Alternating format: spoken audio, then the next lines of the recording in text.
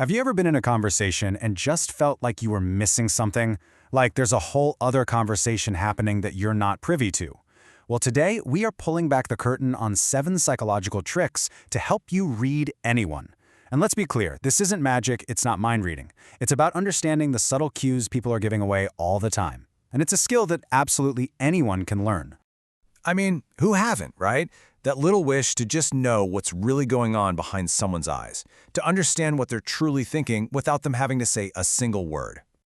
Well, here's the good news. You don't need to be a psychic or a superhero to do this. This is not some special power you're either born with or you're not. That's it. It all comes down to psychology. These are real skills, grounded in proven science, that you can learn. And in this explainer, we're going to break them down into 7 super practical techniques you can literally start using today. All right, first up, the rapport building toolkit. We're going to look at how to create an instant connection with pretty much anyone. Think of this as your guide to building comfort, trust, and that genuine feeling of rapport, and we're starting with a technique that works on a really deep subconscious level. So our first technique is called the Chameleon Effect, and trust me, it's one of the fastest, most powerful ways to get someone to subconsciously like you and trust you almost instantly. The psychology behind this is just fascinating. Our brains have these things called mirror neurons, and they fire up not only when we do something, but also when we see someone else do that same thing. So when you subtly mirror someone's body language, their brain kind of goes, hey, this person is like me, and all those natural defenses and barriers just start to melt away. Okay, so here's a super simple drill you can practice. First, just watch. That's it. Pay attention to their posture, how they're sitting, their hand gestures. Second, and this is the key, subtly mirror them. If they lean in, you lean in a little. If they cross their legs, you cross yours. The key here is to be subtle, right? You're not a mime. And third, listen for words or phrases they use a lot and just sprinkle them into your own conversation. It is unbelievably effective. Now we've built some comfort, let's talk about how to uncover the truth. Technique number 2 is an absolute game changer, especially in professional settings. This is the power of silence, and it's how you're going to get to the real story in your next important meeting. You know, as humans, we just can't stand awkward silences. It's like we're hardwired to fill them. By strategically just staying quiet, you create this vacuum that the other person feels this overwhelming need to fill, and they'll often fill it with the exact information they were trying to hide in the first place. Okay, here is your playbook for the next meeting. I want you to try this. Ask a very direct question. After they give you their short, probably rehearsed answer, say nothing. Just stop. Maintain good, steady eye contact and stay completely silent. I mean, count to 4 in your head. I promise you, 9 times out of 10, they will start talking again just to fill that void. And that's when the real information comes spilling out. All right, this next one is going to sound a little weird, I admit, but it works like a charm for controlling the energy in a room. It's called the food trick. So here's the psychology. It's really hard to be angry or aggressive when you're chewing. Think about it. Eating is a fundamentally calming activity. So if you bring food into a tense situation, like say you offer someone a piece of chocolate during a heated argument, it forces a psychological reset button. It just diffuses that tension almost instantly.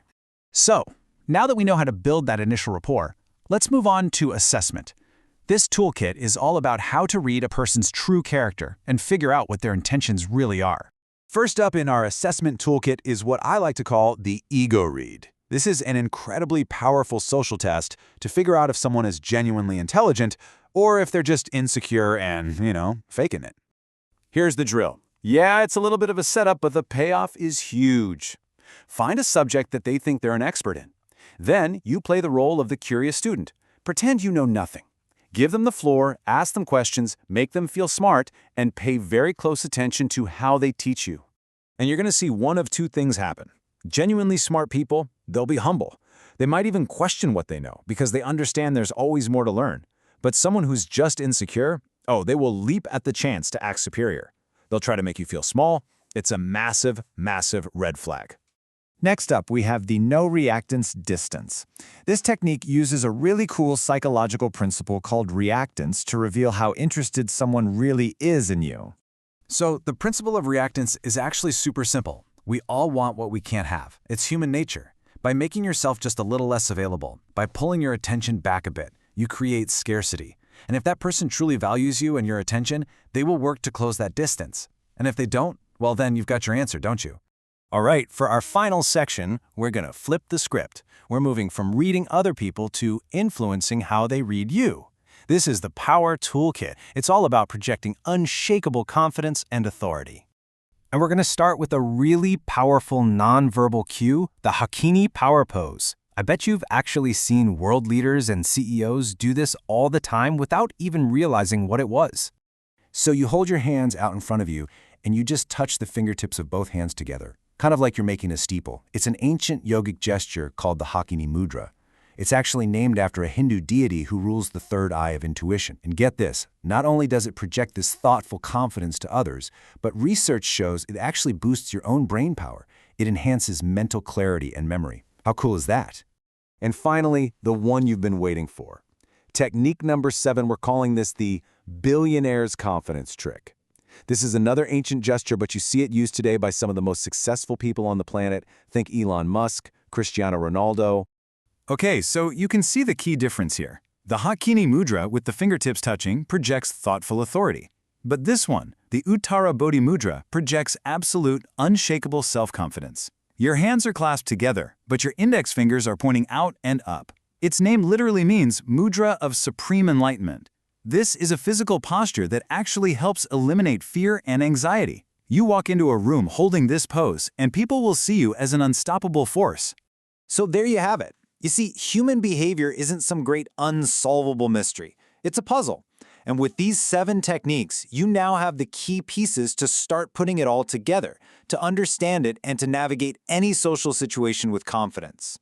So the real question is, what are you going to do with this, right? I mean, which of these tricks are you going to test out first? Are you going to try the power of silence in that meeting this afternoon? Or maybe the ego read with that colleague you've been wondering about? Because at the end of the day, knowledge is only potential power. Taking action, that's where the real power is. Select the source material reminds us, don't think, just do. Go out there and start practicing.